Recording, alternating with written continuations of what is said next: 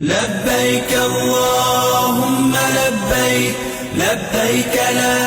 شريك د کعبه شریفې څخه تنعیم یا عرفات تتلل او بیا بیل احرامه کعبه شریفې ته راتلل. اته دیرشمه پوښتنه: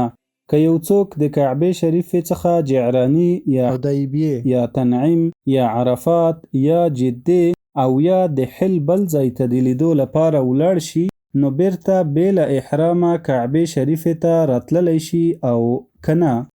ځواب: دغه څوک چې د کعبه شریفې څخه جعرانی یا حدیبیه یا تنعیم یا عرفات یا جده او یا د حل بل ځای ته د لیدو لپاره تللی دی، بیرته بیل احرامه کعبه شریفې ته راتللی شي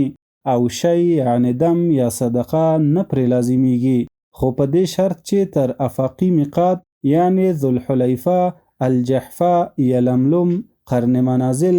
ذات عرق تیر شوی نه وي. لبيك الله